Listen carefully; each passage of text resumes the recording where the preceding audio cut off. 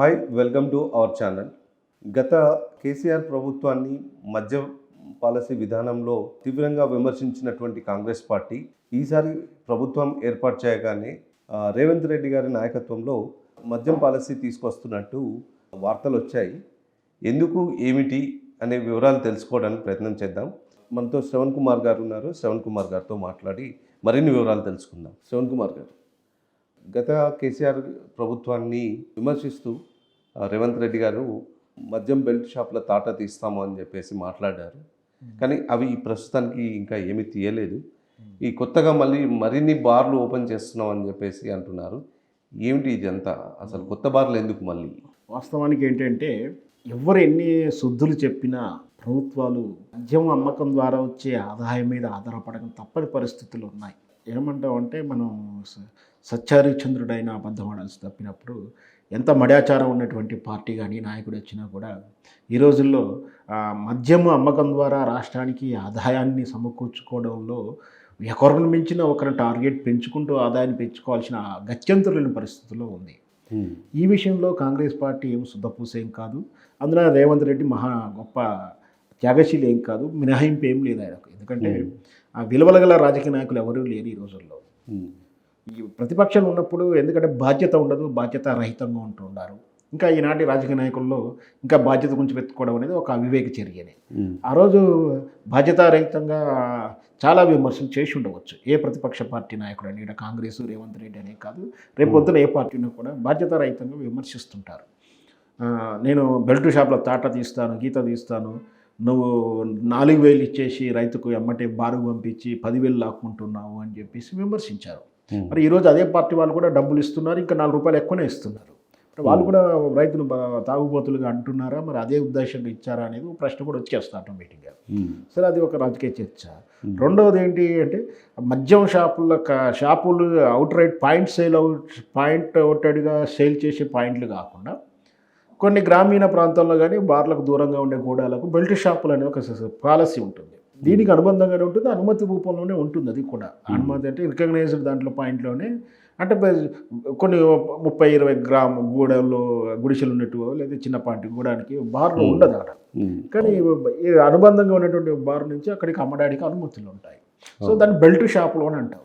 ఈ బెల్ట్ షాపులను గూడానికి వాడకు తీసుకొచ్చారు అంటూ వాటిని విమర్శిస్తూ వాటిని తాట తీస్తామని చెప్పి ఇంతవరకు అయితే ప్రాక్టికల్గా చేసింది అయితే ఏం లేదు. నాకు తెలిసినంత వరకు అయితే ఏదో నామమాత్రం చేశారు.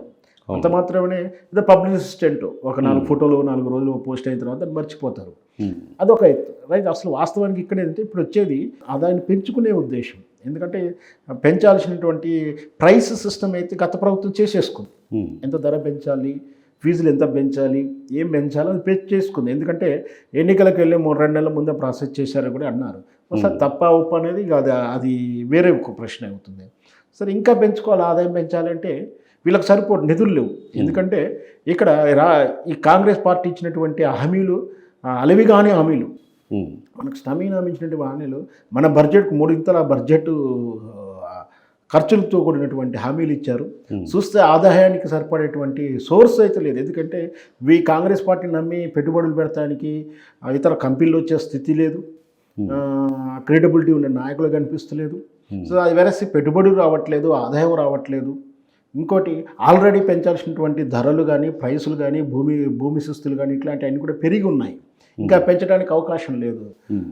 ఒకవైపు ఉచిత బస్సు మీద రోజుకు 4 కోట్ల నష్టం వస్తూనే ఉంది. ఇట్లా రకరకాల మీద నష్టం వస్తున్నప్పుడు ఆదాయాన్ని పెంచుకునే మార్గం లేక ఇప్పుడు కొత్త ఒక లూప్ హోల్ కనిపెట్టారు. ఏంటంటే లైసెన్స్ అలైట్స్ బార్స్ అంటారు. అంటే అలైట్స్ బార్స్ అంటే కొంచెం క్లాస్లీ, అంటే మామూలు వైన్ షాపులు ఇట్టే కాకుండా మధ్య తరగతి కన్నా కొంచెం ఉన్నతంగా ఉండి డీలక్స్ ఏసీలు ఇట్లాంటి అలైట్స్ బార్సు మనకు వీటిని ఉన్నటువంటి బార్లని బహుశా 100 నుంచి ఇంకా 200 వరకు టార్గెట్ పెట్టుకొని ఒక 200 వాళ్ళకి లైసెన్స్ ఇస్తాం. దానికి అదనంగా ఫీజు ఇస్తాం. 25% ఎక్స్ట్రా ఫీజు కట్టేస్తే ఇచ్చేస్తారు. దాని ద్వారా సుమారు మళ్ళీ ఒక 500 కోట్లు 300 కోట్లు గెయిన్ చేయడానికి మళ్ళీ ఇక బార్లను పెంచేస్తే నిర్ణయం తీసుకున్నట్టుగా సోషల్ మీడియా న్యూస్లో వస్తున్న వార్త. అది అధికారికంగా మరి అయితే అది ఆర్డర్ రిలీజ్ చేశారా లేదా ఇంకా తెలియదు. కానీ బహుశా మొత్తం మీద అయితే ఇది చాలా చక్కర్లు కొడుతుంది. మొత్తం మీద నిర్ణయాత్మకంగా నిర్ణయం కూడా జరిగి ఉండవచ్చు. అంటే ఇక్కడ తప్పని పరిస్థితులు బెల్ట్ షాపులు తీయాల్సింది పోయి ఇంకా బార్లను అధికంగా పెంచుకుంటున్నారు. పెంచుకోవడంలోనే మనం విమర్శించదగిన అంశం ఏం కాదు, అందరూ చేస్తున్న పనే. కానీ మనం ఎన్నికలు ప్రజలకు ఇచ్చిన హామీ ఏంటి అనేది కూడా ఒకసారి గుర్తు చేసుకుంటే, ఎందుకంటే రేపు రాబోయే మళ్ళీ ఒక నెల రోజుల్లో మళ్ళీ ఎన్నికలు ఉన్నాయి, పార్లమెంట్ ఎన్నికలు. ఇది ఒక మళ్ళీ ఒక పరీక్ష లాంటిది, ప్రోగ్రెస్ కార్డు లాంటిది. నువ్వు ఇచ్చిన హామీల వల్ల నువ్వు ఎంతవరకు పని చేశావు లేదనేది 100 రోజుల టార్గెట్ మీరే పెట్టుకున్నారు. ఆ 100 రోజులకు ఖచ్చితంగా రాబోయే ఎంపీ ఎలక్షన్స్ ఉన్నాయి. అప్పుడు ఖచ్చితంగా ప్రజలు నిర్ణయం ప్రకటిస్తారు. నిజంగా మీరు జనరాజ్యంగా పరిపాలిస్తే మళ్ళీ మిమ్మల్ని గెలిపించుకునే ప్రయత్నం చేస్తారు. లేదు అంటే ప్రజలు మార్పు మళ్ళీ కోరుకుంటున్నారంటే దాని దగ్గర ఫలితాలు కూడా ఎదురు చూడవచ్చు మనం. చాలా ధన్యవాదాలు శ్రవణ్ కుమార్ గారు. థ్యాంక్ యూ అండి.